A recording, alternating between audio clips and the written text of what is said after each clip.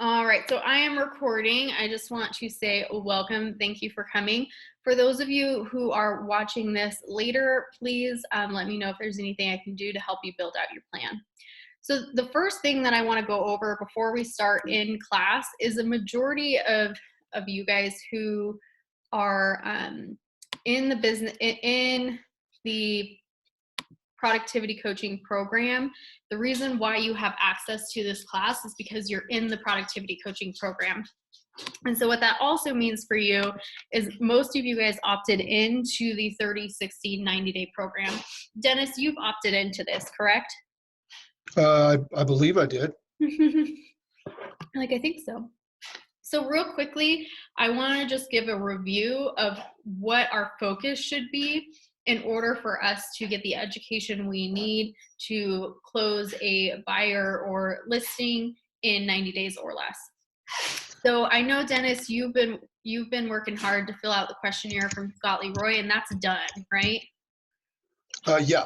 Yeah, you've had that done for a while. So just a reminder for everybody, the first and most important thing to do when starting this program is to get your questionnaire filled out by Scott Leroy, making sure that you have your apps done and that you've attended an onboarding orientation.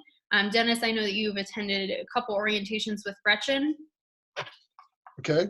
Okay, awesome. Now, the next thing that you get access to after orientation is this class, Roadmap to Cap Fast. And then the other thing that I want to make sure we all have access to is the Slack community. So make sure in your 30, 60, 90, you go over to the resource section, this link, click on it, and you'll be able to get access to the Slack community. And I will put the 30, 60, 90 on Facebook. So if you don't have it, you can go into files inside of Facebook and make sure you have access to it through there. Next, of course, is the trainings that we're going to participate in. So after you guys have completed Roadmap to Cap Fast class, this is where we're going to start diving into some trainings. The contracts class, because we want to teach you guys best practices based upon our lawyer. Get Paid, Command, Compliance, and Commissions is the course that we're going to have you guys take in order to understand how to get paid. And that process is called compliance. You need to do that within 10 days of signing your first buyer listing presentation. Dennis, you've done this education, right? I don't know. I don't think so. You've closed a deal, yeah? No. No. You have something under contract? I do. Have you met with Susie to learn how to go through the document section in Command? She's too busy. Oh, okay. Let me get you connected with somebody who can help you with that. Let me make a note because that's important. I talked to somebody, not Susie though, about inputting the information. Okay, so you know how to go. I haven't gone, nobody's told me how to go all the way through that yet. They haven't. Okay. Everybody's too busy.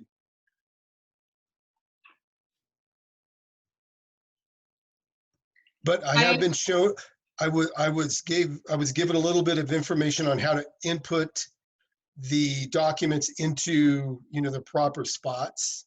Yep, that's compliance. Yes. Right. Well, yes, that part, yes, I know how to do that part, but getting up to that part, I'm not quite familiar. Okay, so you just need another training on I just need some training. Okay, that sounds great. We'll get with Susie so you can get another training on it. So then after that are our recommended courses, depending upon where your business is at. So we have a great buyer and listing presentation class if you're looking to get some fundamentals or looking to rework your buyer or listing presentation to get a higher conversion. Command 101 teaches you the basics of Command, how to add a contact, how to communicate with your database. And so making sure that you've attended Command 101 in the first 30 days is going to be really important to working your database. And then, of course, the 36 touch class that Jackie teaches, which helps us identify valuable communication strategies to convert our database at a 1 to 10. For every 10 people in our database, we get one piece of business. And then within the 30, 60, 90 program, again, these are the highly recommended courses. So Cappers in Training, It's on Mondays. If you are in level 1, that means that you're working towards closing your first transaction, and that class starts at 11:30. And if you're in level 2, that is you've closed 1 or more transactions, and we're working on building a consistent business, not a roller coaster, and that's at 12:30. Team meetings are great, and Ignite is another course that is available online while Bold is not running. And then, of course, online education, making sure that you have CTME, the MLS, and that they are transferred over into our office. So the CTME and the MLS know that you're working through our office. Any other trainings that you're interested in, our YouTube page has recordings like this class on there, so you're welcome to jump on there and get some additional education. In addition to your training, we want to make sure that you're working your business. These are the fundamental activities that a study that Gary Keller had conducted with Baylor University and top agents in the industry, not just in Keller Williams, what they're doing in order to build a consistent and effective business. So the foundation of that system is talking to at least 5 people a day about real estate and feeding your database that information so you can strategically communicate with them. The next one is reporting 4 weeks of numbers. We're going to dive into this a lot today in our Roadmap to Cap Fast class, but our fundamental numbers we need to be tracking every week is how many contacts did I make? How many people did I have a 2-way conversation with? How many appointments did I set this week? Meaning myself and somebody else is going to sit down and have a conversation that includes real estate. Obviously, that's probably over Zoom right now if we're being quarantined. And then how many appointments I'm going to keep, or how many appointments I actually kept, how many agreements I got signed from those appointments. Those are our fundamental numbers we're going to be tracking. Of course, making sure that you are working with your mentor in all your real estate activities and shadowing them on those activities. Script practicing at least 5 minutes a day on your database script. And your database script right now is, hey, how are you? Because of everything going with coronavirus. Once coronavirus has been mitigated, a great database script is a script to share with them that you're here to provide value. And this year, your goal is just to provide so much value to your friends and family and give exclusive invites to events or whatever your 36 touch provides to your database. Your script is around, I want to give you access to those amazing exclusive value adds for you. And so can I update your contact information so I can bring you value this year? Then you're going to want to make sure you're role playing your buyer presentation and listing presentation at least 1 time a week until you're fully confident in that presentation, or giving a buyer listing presentation every week. Because the truth is, if we're not doing a buyer listing presentation every week, very quickly we can fall out of our good scripts and dialogues to best serve our clients. So if you're not doing a buyer listing presentation every week already, you'll want to at least be practicing it every week.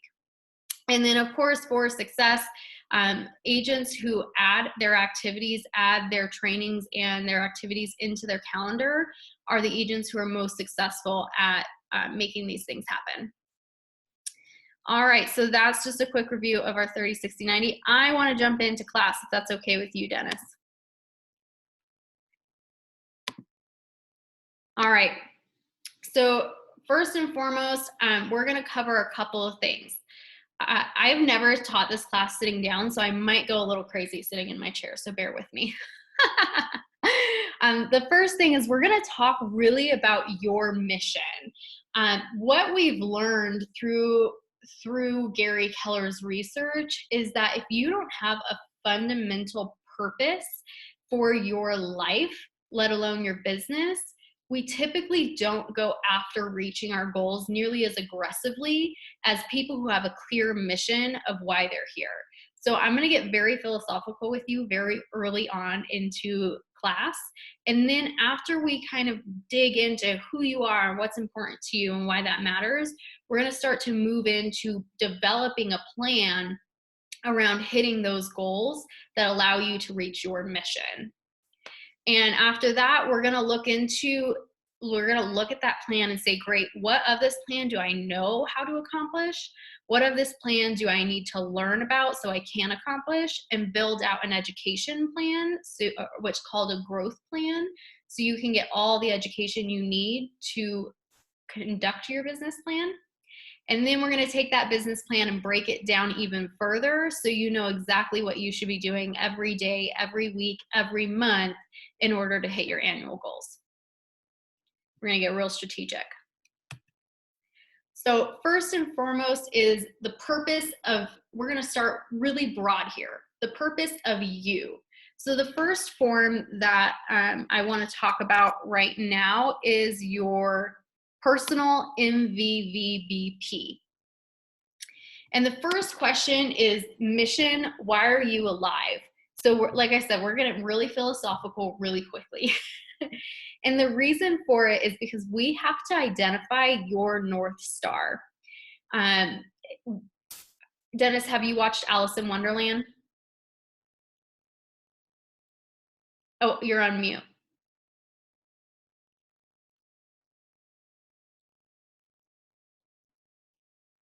Probably. Okay, that's fair. So in Alice in Wonderland, there was a part in the movie where Alice meets the Cheshire Cat, which everybody probably knows the Cheshire Cat. He's a pretty popular figure, if you will. And when she meets the Cheshire Cat, she asks the cat something along the lines of, which way do I go? There's 2 roads to take. And the cat asked Alice, well, where do you plan on going? And she said, I don't know where I'm going.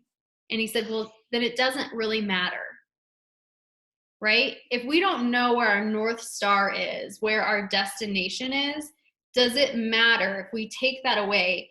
Does it matter if we go this way, that way, this way, that way, if we don't have a destination?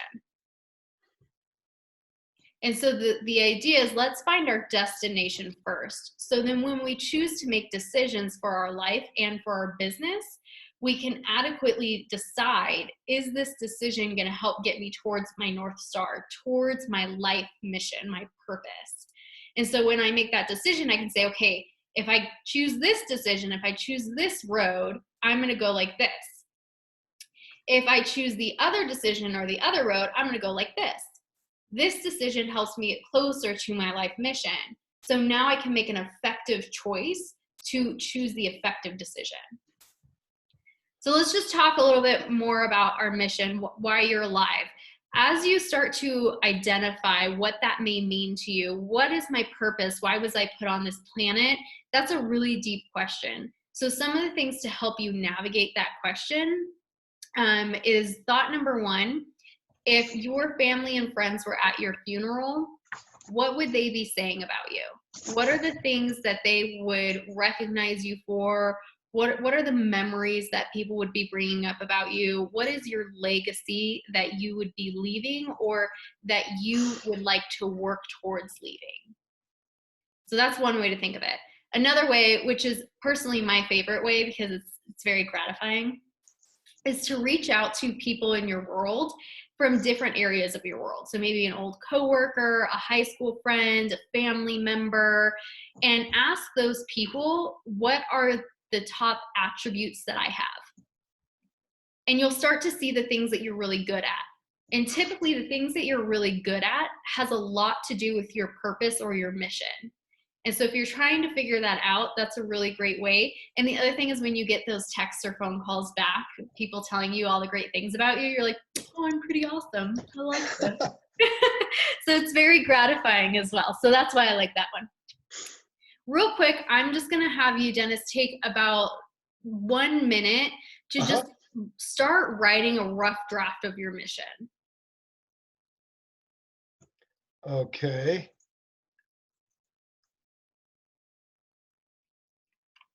By no means does it have to be perfect right now. Let's just you're like, but just start that brain moving. Sure. Think, okay, what's important to me? What do I want to accomplish in my lifetime?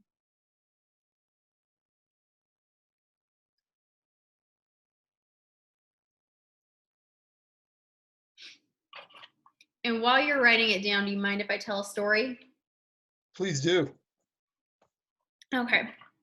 So, to kind of help bring some more clarity around our mission, we have an agent who she feels so drawn to saving orphans. Ever since she can remember that she learned what an orphan was, there was something that called her that said, I need, this is a problem, and I need to take care of that. I need to be a solution to that. So it became very clear to her very early on that her life mission was to somehow save orphans or help orphans. And so one of the things that she really wants to accomplish is, first, she wants to adopt so she can help save orphans. But second, she wants to not only work in a local aspect of helping orphans, but she wants to work in an international aspect of helping orphans. Her goal is one day to be able to come up with enough funds where she could go travel to a third world country and help in whatever way was necessary, by building housing, by creating more resources, creating more safety standards. And so for her, she very clearly understands, my life mission is to give back to orphans. Very clear, right? Yes. Our goal is for you to build out a life mission that is just as clear as that. Because now, once you have this really clear North Star of what your purpose is, what your life mission is, you can start making decisions that'll help you get closer to that. You can start building goals that'll help you fund that mission. So homework number one, you are going to have Yep. some homework out of this, and I'll open up a Word document and make sure that you guys can see what homework you have. Oh, let me new. Quick question. Yeah. Are we at the beginning of this process? Yes. Okay. I kind of came in the middle, or, I don't know where I stand with the rest of the class, if they've been doing this for a little bit, or they're new. I was just curious where I'm at compared to everybody else. So some of our agents have been in a very similar place as you, Dennis, who've been in the business for 20 plus years, and tons of experience. And some of our agents just started real estate last week. So we have a wide range of audience here. And Dennis, if you've already filled out your mission, you, believe it or not, are ahead of 90% of real estate agents. Most real estate agents don't do this. Yeah, right. I mean, I've had to do it a few times, but it's evolved through the years. Yep. So my mission is different now than it was when I started, or even 10 years ago, 12 years ago. So I love that. That will change. Yep. And that's such a great point, Dennis. As we continue to build our businesses and learn about ourselves, our MVVBP, all of these things that we're working with, they are live, living, breathing documents. Right. Meaning that at a minimum, every year, we should be going back to our MVVBP, our mission, value, vision, and belief system and perspective, and going, is this still who I am? Is this still speak to what I want to present myself? And we're going to tweak it as we grow as people. I love that. That's so true. Yeah, for sure. Yeah. So homework number one is to continue to fill out your MVVBP. And the questions will prompt you. So you're going to fill out personally, why do I feel like I'm alive today? My vision, my personal vision, what the world lives in my life would look like during and after my mission has been accomplished. So what does the world look like? What do other people's lives look like? What does my life look like after I've accomplished my mission? That's your vision. What's important to you? What do you value is your value system. Beliefs is, what do I believe to be true? What rules do I follow all the time? What's important for me to be true? And my perspective, how do I view myself and my situation at any given moment?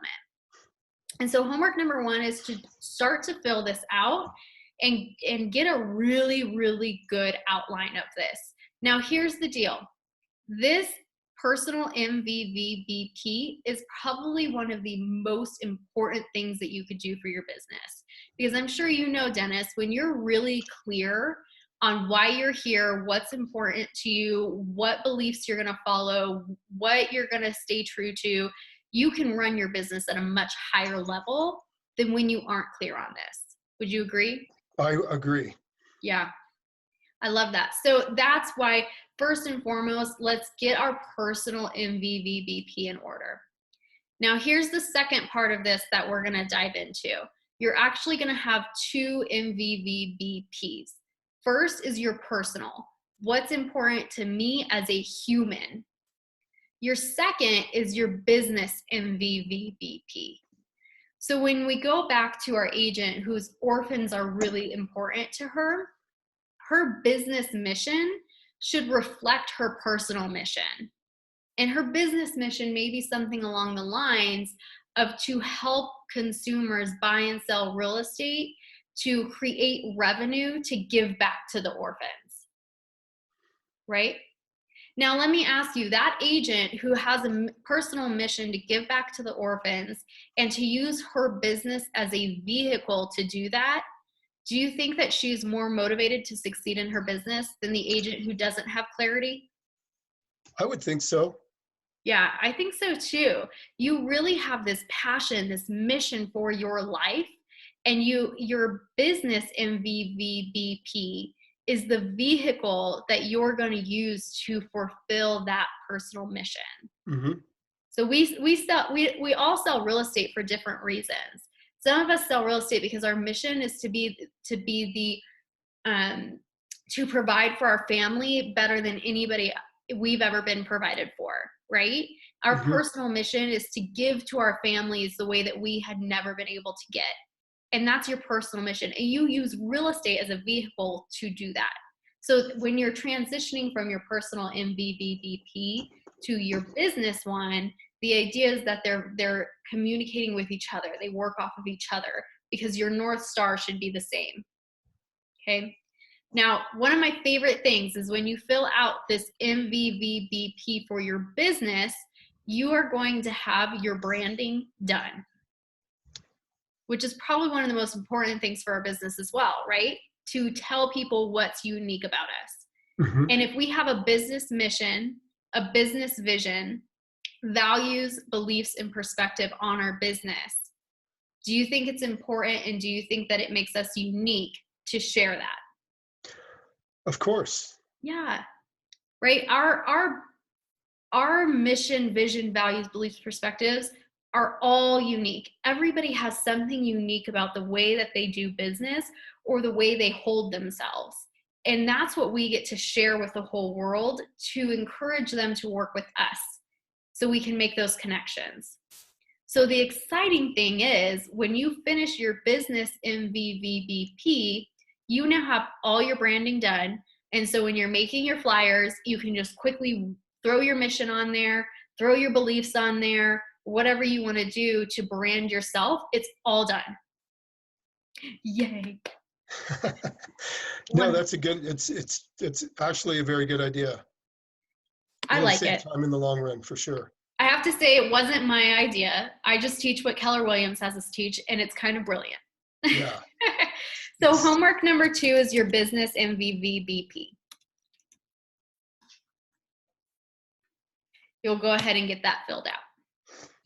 So now that we have a clear understanding on why we feel like we're put on this earth and what real estate can do to be the vehicle for that purpose, for that mission, we need to start coming up with our goals. And our goals is us saying, this is the amount of money I need to make in order to take an effective step towards my life mission. So you may ask yourself, how much is it going to cost financially for me to hit my life mission? Maybe it's, I need $1 million in the bank for me to complete my life mission. And that's my someday goal. And we're going to break it all the way down to what do I need to make this year to complete my life mission. Okay. So we know first and foremost, we got to pay our bills because we can't complete any life mission if our bills aren't paid, right? So Correct. first thing I want y'all to start looking at is how much are my bills? How much how much real estate do I need to sell to make sure that I'm living? Okay. And then the next thing is what part of my mission is something that I need for myself, something that I need for my family. So maybe it's vacations are really important to you. Maybe it's saving for your kids' college that's really important to you. Maybe it's a retirement fund that's really important to you. How much more do I need to make from the baseline to pay my bills? How much more do I need to make to pay the tuition, to pay for retirement, to build my savings to this point, whatever that other personal or family goal is? And then from there, asking, okay, now how much more do I need to make a step closer to my life mission? Whether that's giving back to the orphans or buying my mom a house or whatever that may be. How much more do I need to make this year so I'm on track to reach my life mission?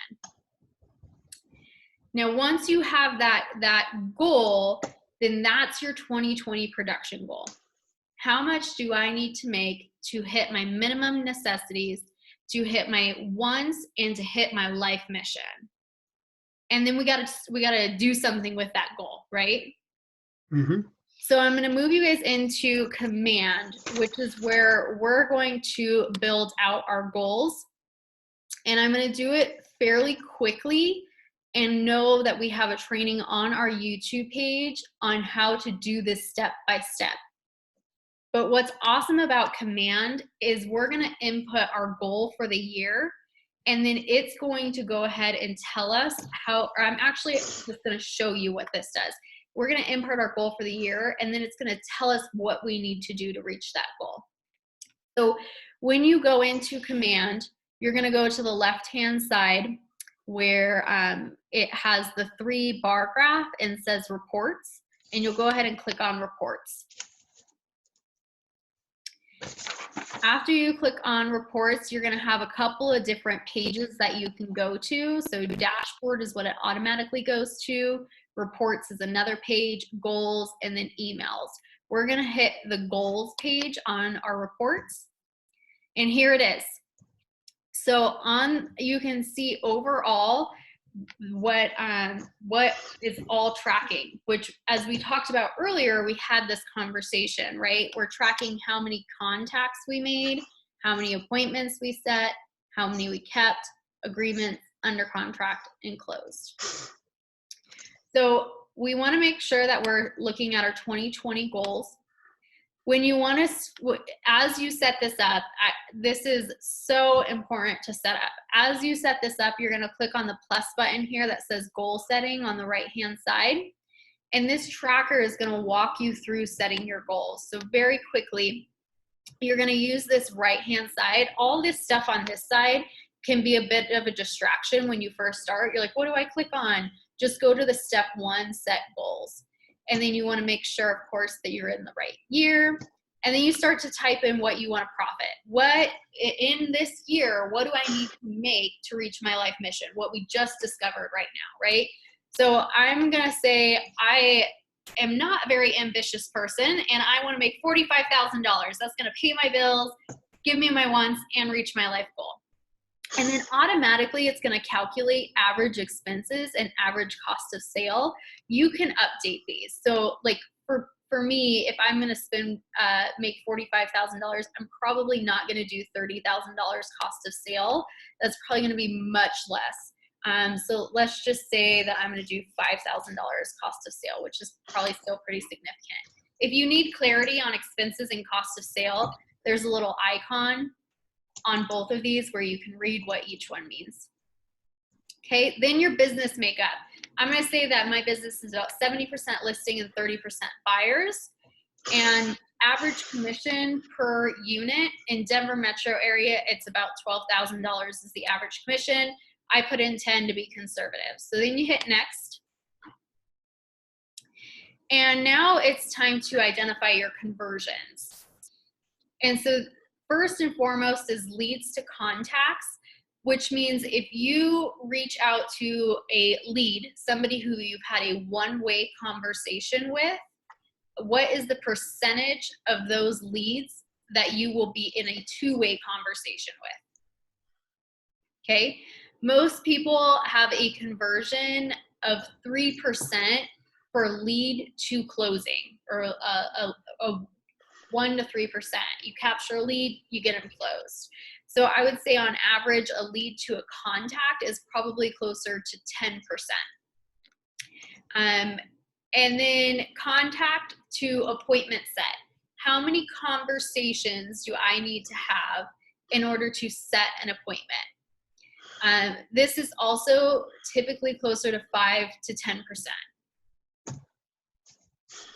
Next is how many appointments do I need to set in order to keep the appointment? If you're new to real estate, you're probably at a 50% conversion rate. When you get really good, Dennis, you probably have a pretty high conversion rate on this. If you set the appointment, they're going to keep it with you. And then same thing with appointment kept to agreement.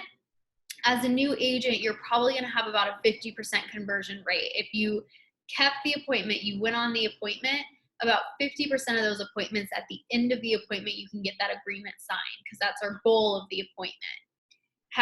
That's about 50% for a new agent. Now, as we get better at converting, that can quickly go up. So Dennis, you probably have a pretty high conversion here too. And then second to last is agreements to under contract. So we got an agreement signed from them, and as a new agent, we have about a 50% chance of that agreement turning into us writing an offer. And last but not least, writing that offer to closing is about 90%. Most pieces of business that go under contract will close about 90% of it. So whatever if you already know your conversions, put them in here. This is my real estate business that I have my goals set for, and so my conversions are much different than what somebody else's conversions may be, based upon where I've been what my business has shown, right? So put in your conversion rates here. Again, if you're a new agent, it's going to be about 5% leads to contact, 10% contacts to appointments, 50% here, 50% here, 50% here, and 90% here. And as you continue to evolve your education and your scripts and dialogues, that will increase, making it a lot easier to close more business. So we save and continue that. And then we're going to hit what's next and exit out of this screen. And our goals are going to be done for us. So now I have a clear path to reaching my goal. So if my goal is to make $45,000 this year, I know that I need to close 6 units to do so. So this is such a great tool for you to have a very, very clear understanding of what we need to do. We're going to come back to this in a minute, but I want to talk more about strategies on how to hit that goal. So the most important thing we need to know right now is how many units do I need to close to hit my annual goal? For my real estate business, I need to close 6 units to hit my annual goal. Dennis, what's your goal? My goal is 18. 18. All right, awesome. So once we all know what our goal is, we earn the right to move to this next step, which is how am I going to get those 18 pieces of business, those 6, those 12, whatever your goal is? How am I going to close that business? AKA, where does that business come from? So the first thing, the first priority, the first place that we all should be attempting to get business from is our database. And the reason why it's so important to focus on getting business from our database is because it's the highest opportunity for conversion.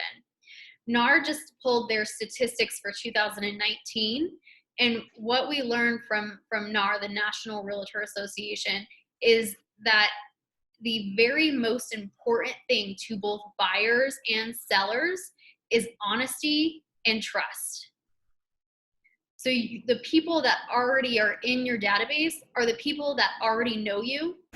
They probably like you, and they probably trust you. meaning the highest opportunity to get business is from the people that already trust you, because that's what's most important to them is trust. Make sense? This is also statistically where we convert at the highest level. So the highest conversion rate in the database is, or the database is where we have the highest conversion rate. That conversion rate is a 1 to 10.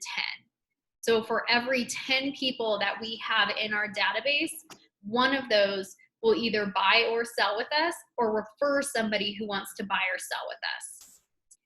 And the way to get that conversion is through an effective 36 touch program. So if you have not yet attended Jackie's 36 touch program, that's going to be so important to making sure that you're getting the maximum amount of business from your database. Now, Dennis, how many people do you have in your database? Between 300 and 400. Between 300 and 400. Okay, here's what's really cool. Dennis, if you have between 300 and 400 people in your database, let's just, for good measure, can we call it 350? Sure. Okay, so let's just say you have 350 people in your database. And if you converted your database at a 1 to 10 ratio, how many deals would you close? 35. 35 deals this year. Right. Would you hit your goal? I believe I'd feel good about myself. Yeah, you would blow your goal out of the water, right? Sure. So some of us, once we get to the level where we're converting our database at a 1 to 10 by running an effective 36 touch plan, some of us won't have to do anything but work our database. We won't have to generate business anywhere else. We're just going to get these referrals, this business coming to us, and we're going to hit our goals. That's exciting. Now, most of us aren't there yet because it's crazy. Believe it or not, most real estate agents, even who've been in the business for 20, 30, 40 years, do not have an effective communication plan with their clients where they're converting at a 1 to 10. So typically all of us need at least one more other pillar of lead generation outside of our database to add more people to our database in the meantime as we build that 36 touch plan to become effective. Make sense? I agree. Yay. So we're first going to focus on our database for the first place we're going to get business. And you could even go as deep into asking yourself, how many people do I think this year I could get business from? And to help you identify that, it's a really, really simple question that you ask. How many people in my database have raised their hand and said, hey, I'm thinking about buying or selling in the next year? Okay. And to organize this, I want to just bring you guys to opportunities inside of Command, the handshake on the left-hand side. For you to identify how much potential business you have for the next year, be sure to use opportunities here. And the first thing that you're going to do is identify where they are in the pipeline of buying or selling. So you have listings and buyers, and you're going to start looking through your database, and you're going to go, okay, nope, not George, not Amy. Yes, Chris. Chris did talk to me about real estate. And Chris said that he does want to buy in the next year. So then I'm going to put Chris in cultivate because I haven't necessarily sat down with Chris yet, had an appointment with him yet. We've just talked about it. So I'm going to add him to cultivate and say, okay, he is a potential that I'm going to close. He's a potential piece of business this year. And I'm going to do that with my whole database. And I'm going to put him in the pipelines that matter. So maybe you say, oh, you know what? I already have a piece of business on the market. And so if my goal is to close 18 transactions in the next 12 months, this one that's already on the market is going to go towards that. And as you build your pipeline, you can see how close you are to your goal. My probable income here, my probable income here, and how on track am I to my goal? Is my database going to fulfill my goal? So start there. Just start adding your database into your pipeline so you can see how close you are to reaching your goal just from your database. Once we've identified how much business we can potentially get from our database, let's say that knowing conversion rates, knowing that, Chris, who says he's thinking about buying in a year, the chances of him actually buying is probably a 1 in 4, right? Based upon our conversion rates. Depending upon, you know, some of us have higher, some of us are going to grow those conversion rates. But let's say, you know, I have 12 people in my pipeline who say that they're probably going to buy this year. And my goal is to close 18 deals. And I know of those 12 people, I will probably get a full conversion, all the way to closing, maybe 6 of them. So great. In my database, I have 6 pieces of business that I confidently feel like I'm going to close in the next year.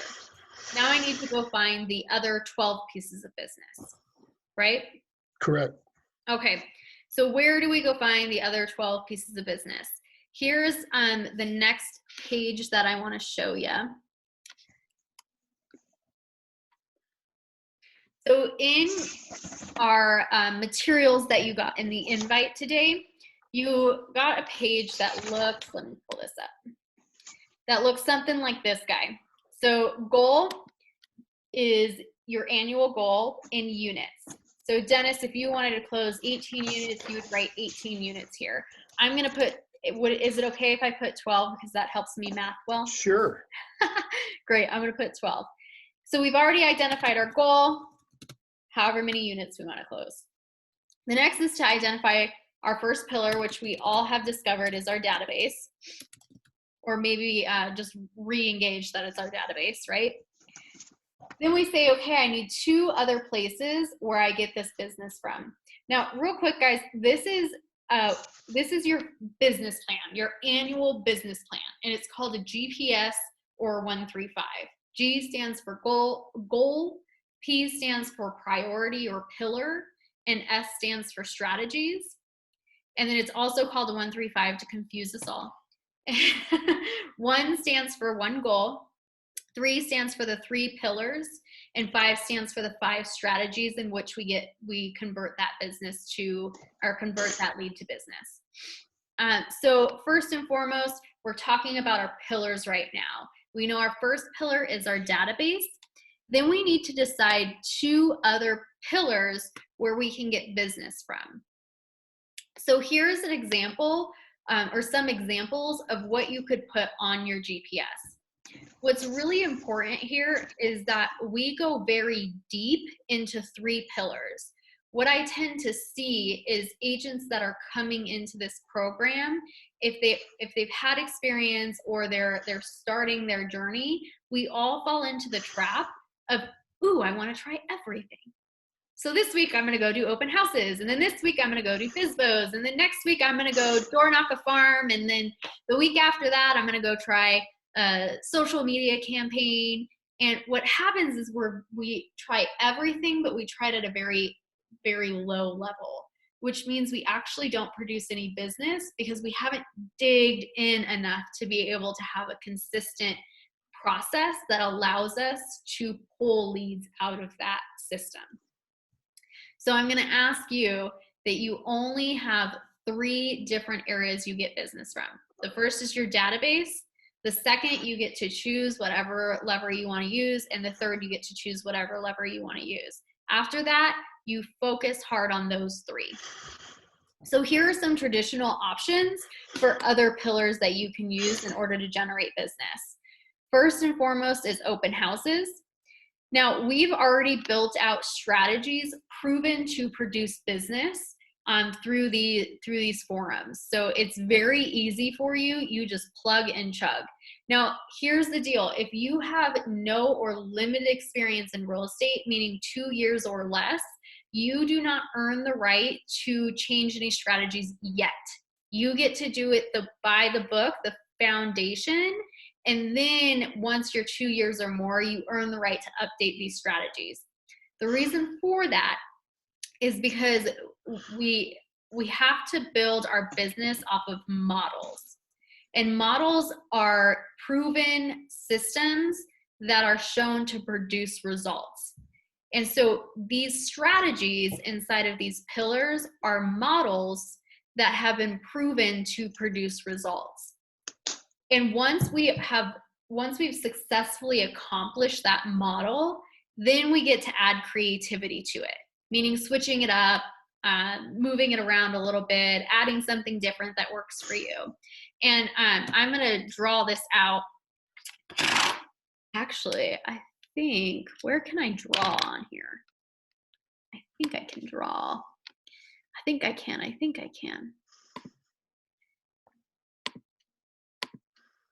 I can. Okay.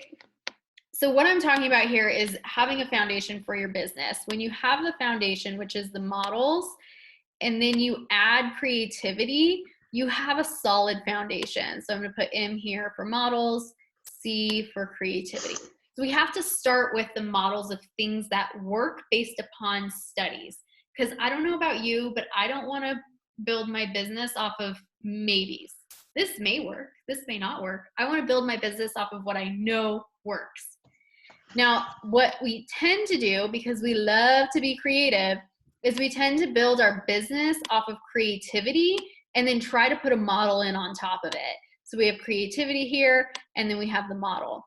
Dennis, what do you think is the problem with this? What's happening with this triangle? Well, too much of you and not enough of the planned practices that are successful, I would think. Too much imagination, you know.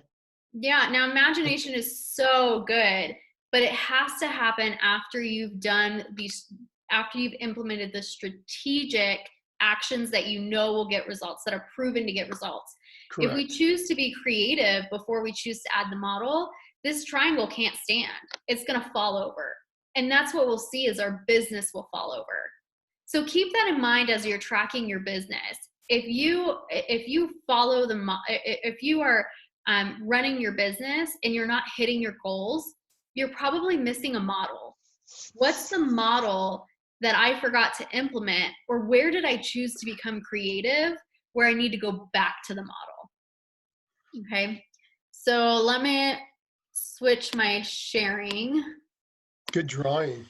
I'm pretty impressive with my drawing skills. That's pretty good. Yeah. So, okay, back to, let me pull it. Where is it? Not that guy. This guy. So options for pillars. One option for you is an open house, and this converts at a 1 to 15. So that means for every 15 people that go through an open house, the average agent can get one buyer lead, or one buyer from that, or one seller from that. Okay, these are averages. Again, as you start your business, you may be a little bit lower. If you have a very successful business, you may be a little bit higher.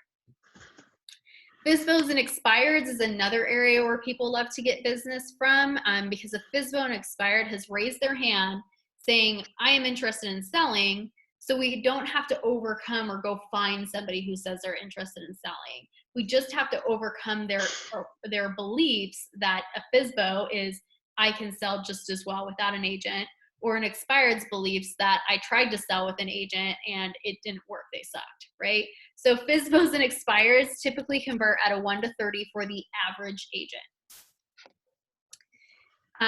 Next, another very popular way to get business is seminars, holding classes or speaking events where you educate the community. This could be a buyer seminar. This could be a first-time listing seminar. This could be a how to sell as a senior citizen seminar, all kinds of different ideas, divorce seminars, however you want to hold that. And I don't have statistics for conversions on that. Dennis, have you heard any conversions on seminars? You know, seminars are different, but the more you do them, the better off you'll be, because you'll be better at doing them and you'll get a little more excited. Yeah. Because if you just try to do one a year, like a first-time home buyer seminar, like one every year, you're never going to gain momentum. So the more you do, the better you're going to be, and the more excited you're going to be about doing it. That's so true. That's such a great point, and I'm happy you brought that up, because that's exactly the point of, you can't do more than 3 pillars. Because if we choose to hold an open house and do FSBOs and expireds and run seminars and do a networking event, we're not going to be effective just because of exactly what you said, Dennis. We're not going deep enough in it. We're not becoming the master of it. If we do 10 things, we'll never master all 10. If we do 3 things, it's very true. we master. Yeah, it's a very truism of real estate. I agree. So, and we tend to be shiny object. I've so been there. I've been like, ooh, so-and-so just closed a FSBO. I could go do that. I think I'm gonna do FSBOs now. No, Ashley, that's not part of your business plan, right? It's so easy. You hear of a really, really cool plan for another way to get business, and instead we don't focus on getting good at what we're already doing. That's very important. Yeah, shiny object syndrome is real. Don't let it attack you. All right, so seminars is another opportunity. Networking events. So strategically building out ways to convert business from networking events is a very popular way that people capture leads. Social media is another great way to capture leads. And farming is very popular, finding a geographical area where you continue to communicate with that area over and over and over, providing them value and making sure that they know you're the real estate agent of the area. Farming is a 1 to 100. So every 100 people in your farm, you should be able to get one piece of business from that. Cold calling is another one that it is common. Most people absolutely hate it if they've never tried it. Some people hate it when they've tried it. Other people, like myself, cold calling was one of my pillars. I loved it. But you see about a 1 to 100 conversion there as well. So for every 100 people you call, the average agent will close one piece of business from that. Leveraging listings is another way that you can convert business. This, depending upon how you leverage it, can be a pretty high conversion rate. It can be as good as your database, a 1 to 10. And the cool thing about listings is it's such a high conversion rate. The hard thing about listings is if you're not consistently getting listings, then you can't produce business from listings. It's a great point. So you have to have listings in order to use this in your business plan. So if you think that your business is going to be buyer heavy, I would not use listings as one of my pillars to try to get more business. Now, when I do have listings, what the shift book shares is that for every listing you have, you should be able to get 2 buyers from it.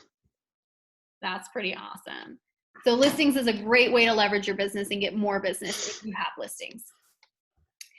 So of those traditional plans, if you are new to real estate or 2 years or less in real estate, I want you to just grab 2 of these that speak to you, that you say, ooh, I would like to do those things, and use those as your 2 pillars. So, and use all the strategies in it. So let's say social media is one that I just love to do. So I would take social media, I would copy the pillar and all the strategies, and I'm going to move it into my own business plan as strategy number 2.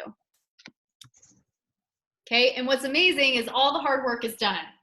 We've already told you guys the strategies that are necessary in order for you to successfully get business from that pillar.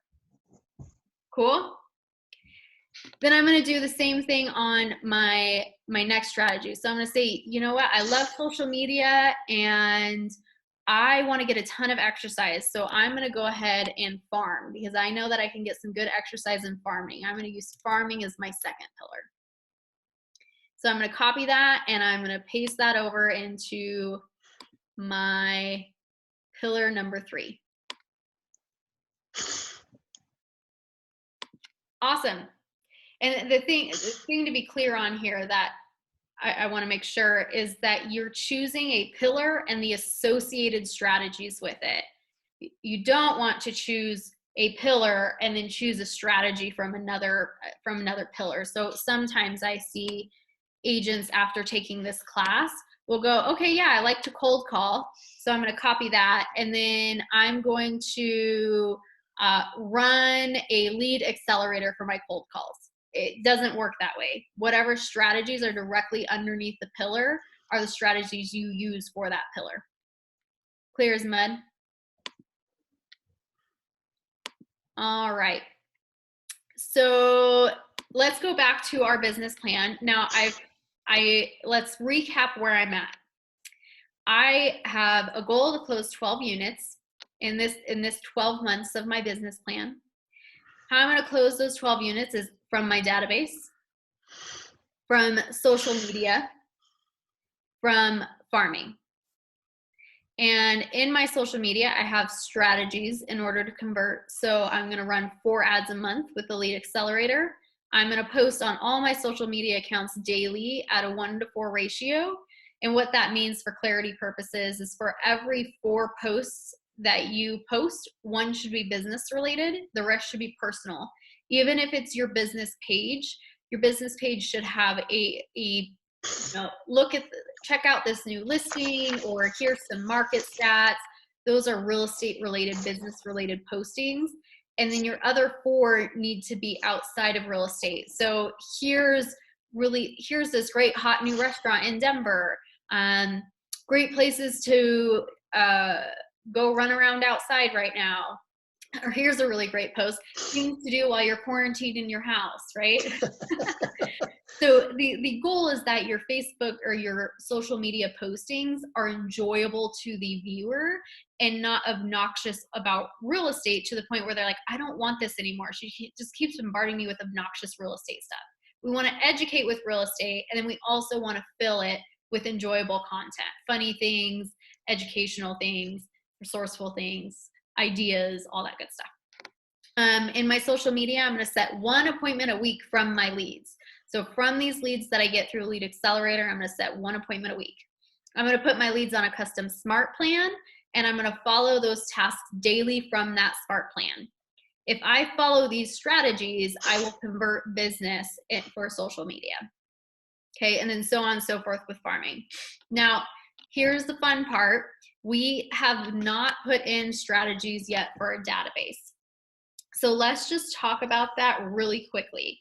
When we're putting in strategies for a database, the strategies, all 5 strategies should equal a 36 touch. Now you ask, what's a 36 touch? That means every year you are communicating or having a conversation with everybody in your database 36 times. Okay, so you may have more than 5 strategies here to equal 36, but just to give you an example of a 36 touch program that's effective, I have one here on your example for your GPS. So I'm going to go ahead and copy this and paste it on over. Where is it?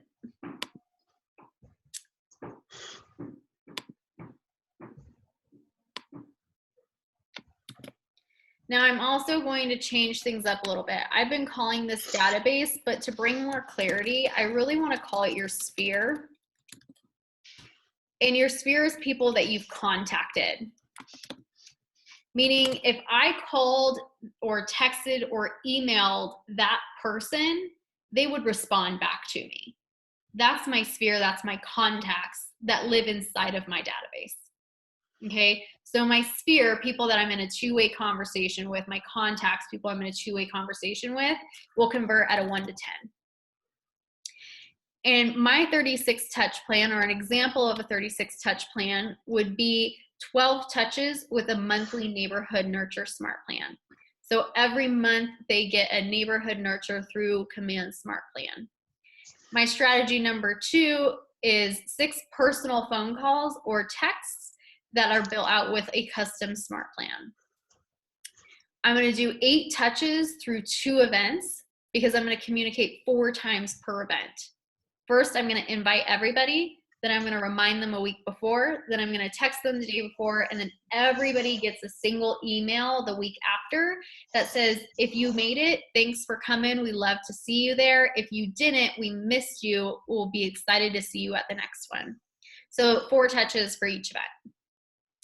Then you can add a 4-touch birthday smart plan and 6 touches with a newsletter that you run through command campaigns.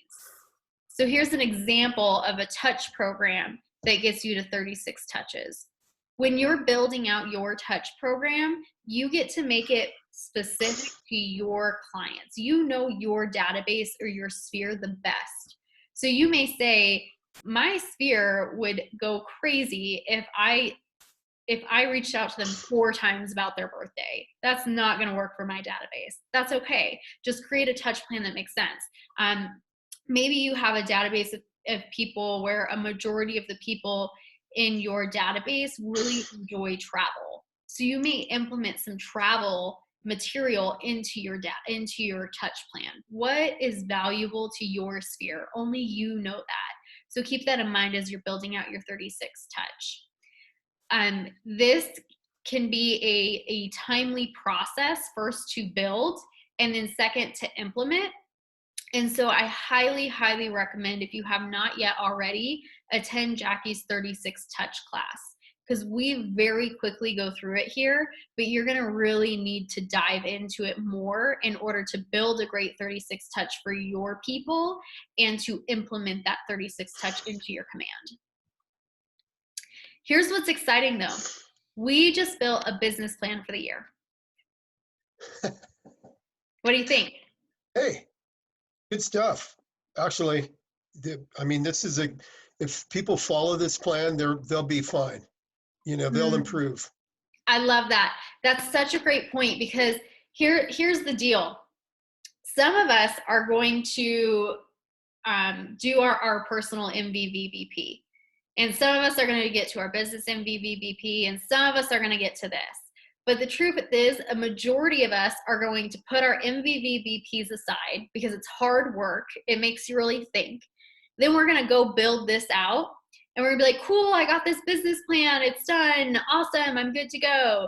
And then 3 weeks later, we're going to have no idea where it is because we didn't execute it. And this is the difference between agents that will cap and agents that'll do just a few deals. Are you going to create an effective business plan, and is it going to be your Bible? If it is, you'll be successful, no problem. Well, and it's not too over cumbersome if you worked at it a few hours a week to, you know, more than that. You're supposed to work 40 hours a week anyway on your business. So spend a few hours on this part of it right here, and you'll have a plan. It'll be easy to follow, in my opinion. I love that. And you bring me to the next portion of the class, which is, okay, great. I have a business plan. I have this plan for the whole year, but where do I start? What do I do? How does this look? Like all of those questions, right? Mm-hmm. So the next thing to make sure that you're successful in implementing this business plan, let me pull up, is what's called a growth plan.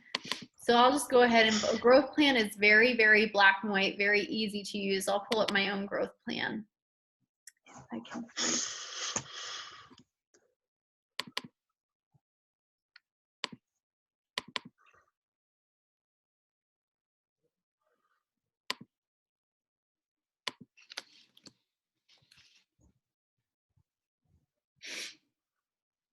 There it is.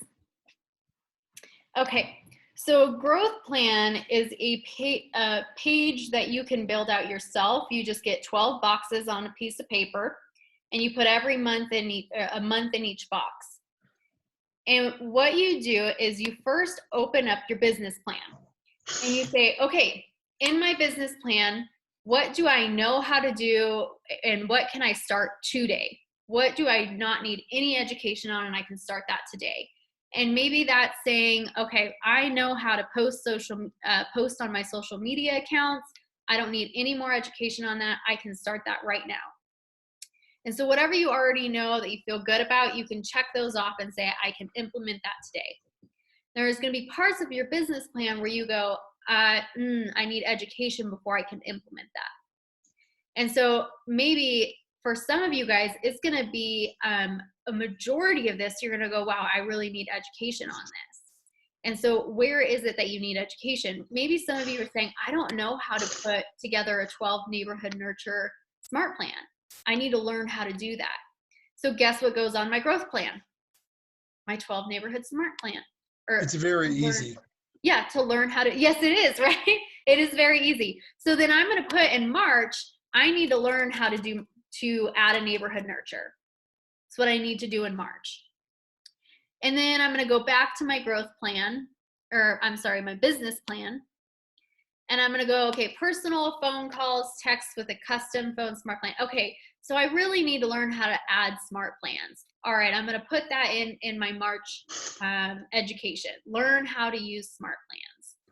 And then I'm going to go and say, okay, yep, I've learned how to use the command campaign, so I'm good there. I don't need that on my education. I know how to run a lead accelerator, so I'm good there. I don't need that on my education. That 1 appointment a week from leads. Ooh, I don't know what scripts to use in order to set the appointment for the lead. So I need to put on my plan, learn how to set appointments, and so on and so forth. Once you have your growth plan built out, then you can start to dive into the training and resources available to you through the Market Center, the region, and online at KW Connect to learn how to do these things. And some of this training can be very, very quick, like learning how to set up smart plans, or reading the book Shift in order to learn how to set an appointment a week from a lead, or coming to group coaching every Monday to discuss whatever you need to do to succeed in your business plan. So that growth plan is so important to make sure that you have the education you need to execute your business plan. Questions? No, ma'am. Cool. Next is once we have our business plan built for the year and our growth plan built for the year, we need to break that down into the month and the week. So this is where your 411 comes in. Your 411 is your monthly and weekly action plan that helps you accomplish your business plan. So first and foremost, in my 411, I'm going to enter my annual goals for my business, which for me was to close 12 units. What I love about a 411 is right next to it is your personal goals. And this goes back to your MVVBP, which is what is your life mission? And what are some personal goals that you need to accomplish for that life mission? Maybe a personal goal is to get $5,000 in savings. A personal goal is to save 25% of your income for retirement. Whatever those goals are, put them here, because these personal goals should be the reason why you're working so hard towards these business goals, the unit goal, right? My unit goal funds my personal goals. So be sure to use the personal side as well. It's like putting your MVVBP and your business plan on one page so you can keep it on top of your mind. Next thing is to track is my monthly goals. And so we talked a little bit about what needs to be tracked. Now, Dennis, would you agree you're running a business? Correct. Yes. Do business owners track their numbers? They better. Yeah. What happens when a business owner doesn't track their numbers? Well, then they're lost. They're playing defense, way too much defense. Ah, that's such a great answer. Like, they're going through their whole business just trying to defend any potential threats to it. If we track our numbers, we're proactively engaged in our business. Yeah, they're a little too reactive to their business because it kind of runs them. Mm-hmm. So I don't want to have a reactive business. Do you? No. No. So I track my numbers, and I would highly recommend, if you want a successful business, to track your numbers. So the first thing that we track every month are our goals. And we track those same numbers we've been talking about. How many conversations do I want to have a month? How many appointments do I want to set? How many of those do I want to keep? How many agreements do I want signed? How many do I want to go under contract? And how many do I want to close this month? Now you probably sit there, some of you may be sitting there asking yourself, okay, wait, how do I know these numbers? We already did it. So if we go back inside of command into our little report bar on the left-hand side, we can see here goals, the third one over, and we make sure we're on 2020. And I'm going to move it from this year to this month. And here it is.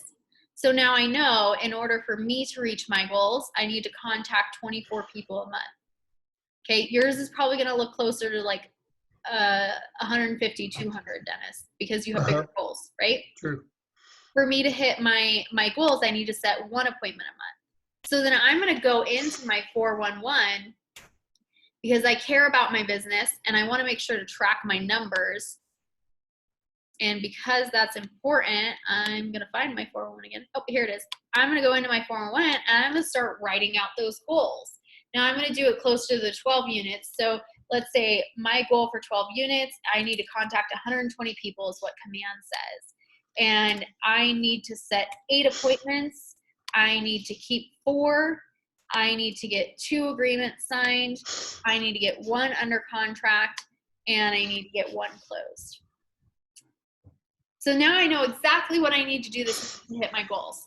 I know that I need to call 120 people, and if I convert at the level that I put into command that I convert at, I should be able to close 1 piece of business this month.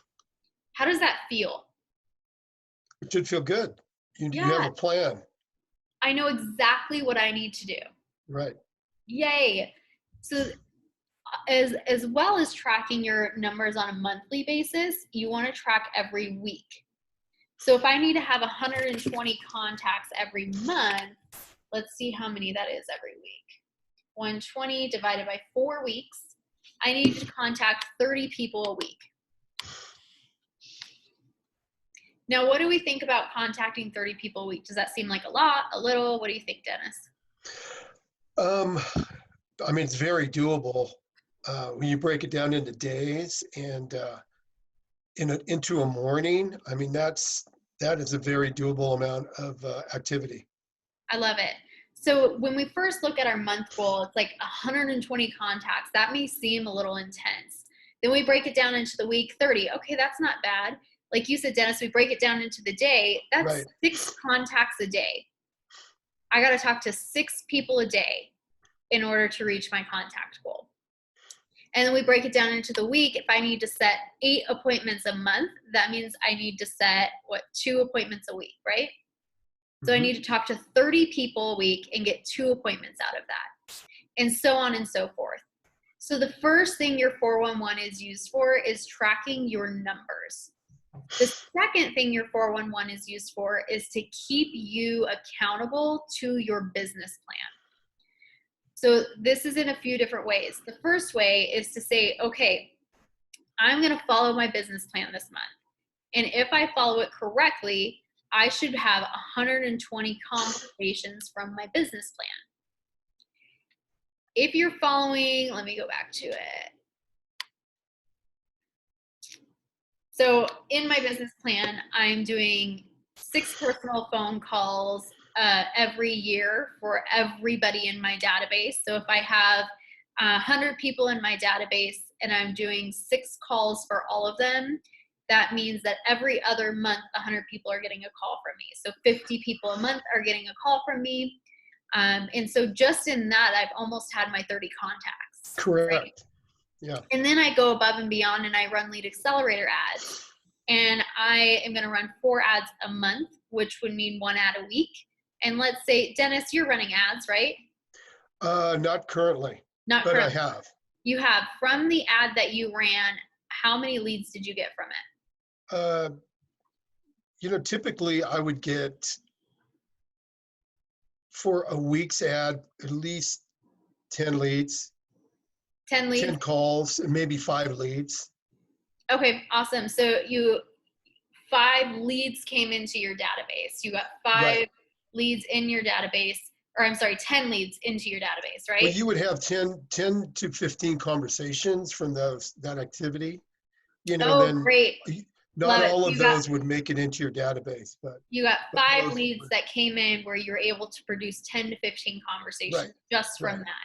So you can correct. see, looking at your business plan, it should set you up so you are able to hit your numbers. If you notice that your business plan is not allowing you to hit your numbers, you need to ramp up your activities in your business plan, or Right, make your right. strategies allow more conversations. Okay. So that's just a way to merge these two together. That's one way. The other way is to make sure that you're holding yourself accountable to these activities in your business plan. So your 36 touch is going to be done through command, and command's going to hold you accountable once you have that built out. Your social media ads are probably going to be something that you put on your 411 if that's your pillar. And so if my goal is to run 4 ads a month via Lead Accelerator, then I'm going to move over to my 411, and on my weekly goals, I'm going to type down here, run a Facebook ad. And I'm going to make sure that every week I run a Facebook ad so I'm successful at executing my 135 business plan. Another example of that is, as I go through my strategies here, I see posts on social media accounts at a 1-to-4 ratio. So I'm going to go over here on my real estate and I'm going to say post 5 posts on Facebook, and so on and so forth. So then every week I have a plan that I can then execute that'll make sure I'm executing my full annual business plan. So I break down the annual plan into a monthly plan, into weekly activities. And if I want to get really, really good at this, I take these weekly activities and I put it on my calendar, right? So when am I going to run my Break it Facebook into ad? daily activities, and then it's not such a cumbersome activity. Yes. Yeah. If I post 5 posts on Facebook, I can just make 1 post a day, 5 minutes Right. a day. And Dennis, you bring such a great, I love that you're on this call. I so appreciate you being on this call because you're bringing so much value to this. The item that you shared earlier, oh, I just lost it because I was so excited about you. What did you share earlier? Should I say it again? No, I don't know. No, oh, I remember. Was the truth is, most of us have decided to go into real estate full time. And so we should be working 40 hours a week on our business, right? What's really cool about your business plan is these activities, when you break it down like this into a monthly, weekly, and put it daily on your schedule, you'll find that you said it earlier, you don't spend much more than an hour on Well, and also you get to choose what you want to do. it. Nobody's forcing you to do cold calling or talking to expireds or for sale by owners. You just choose an activity and go for it and enjoy Yeah. it. Yeah, don't do something that seems so absolutely horrible to you. Yeah. If Yeah, you you don't read have to do that, that. yeah, Yeah. if you read the strategies in that pillar and you're like, "Ooh, I don't want to do any of that." You have options. Yeah. Yeah. Yeah. Don't do it. Say, Yeah, say don't do, no. because it's Just your say no. business. And Right? you get to do whatever you want to do for Right. your business. That's the key to real estate. I believe a lot of people have tried so many things that they're not comfortable with, and then they end up not being successful because they're not doing things that they enjoy. And it can be done a lot of different ways. That's for sure. Yep. Yep. And I mean, real value here, right, is to choose 3 things that you're really, really good at, or that you want to become really, really good at. Right. Go deep in those. And it only takes about an hour a day to go deep in those. And True. I'm here to help hold you accountable to this business plan. And that's why this plan is going to be required for Monday's group coaching, because it's the way you and I communicate.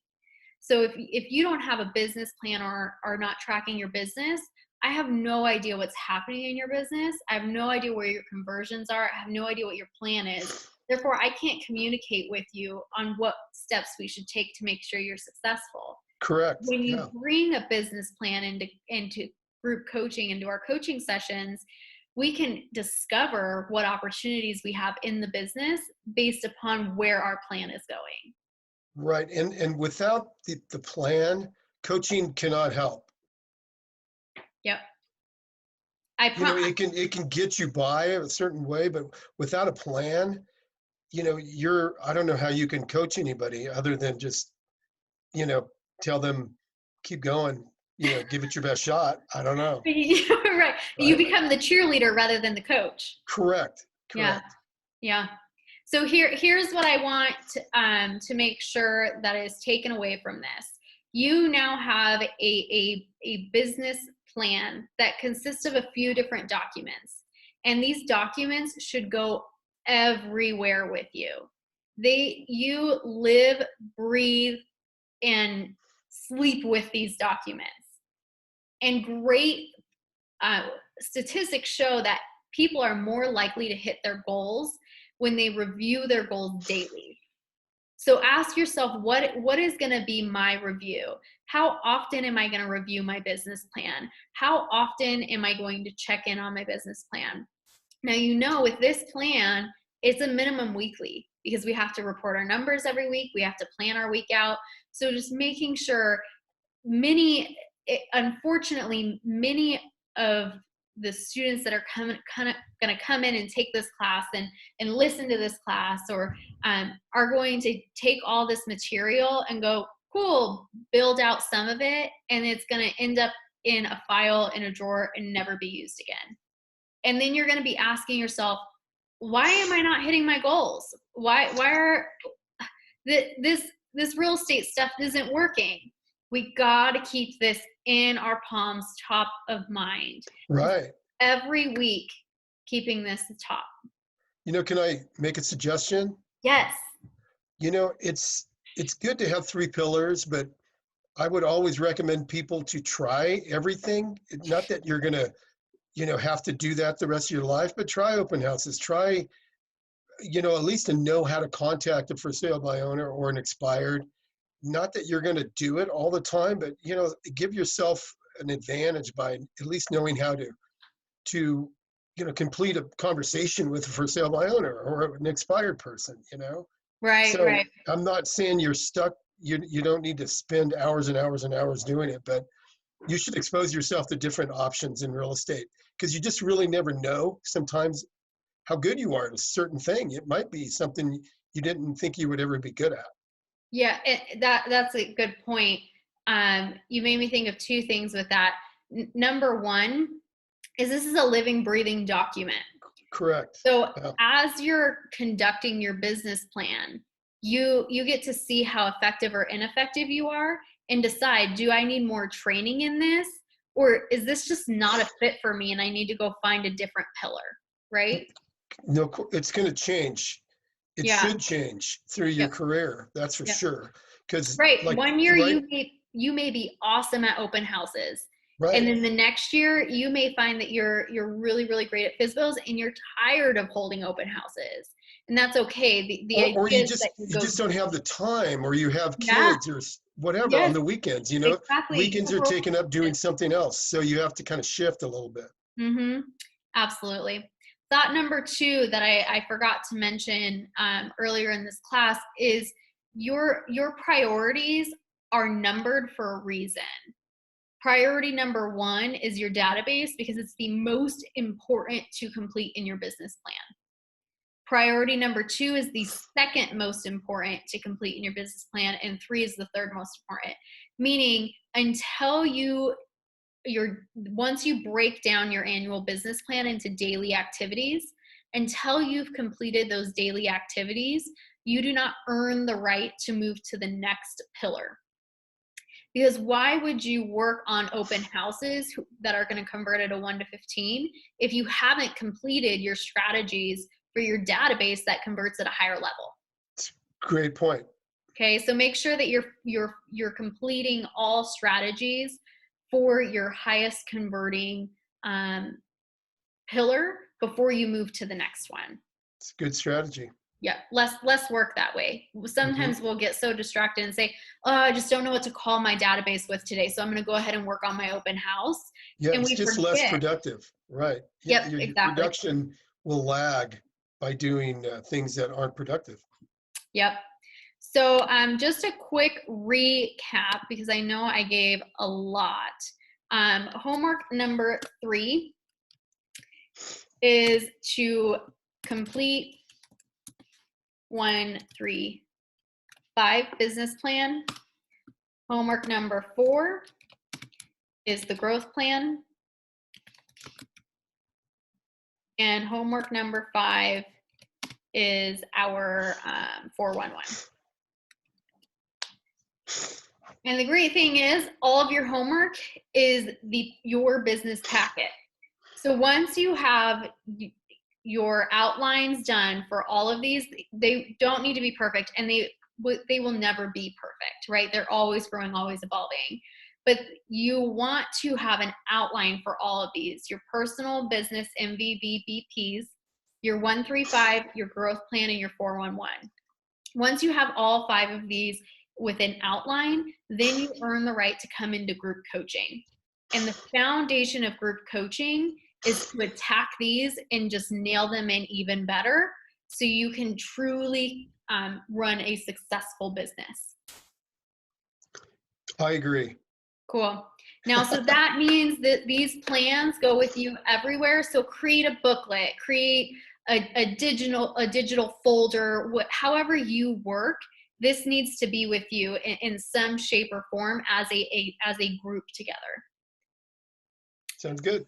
All right, Dennis, I know I went over on our time. Do you have any last ahas, words of wisdom? No, I just wanted to say to you that I think you're suited for this position.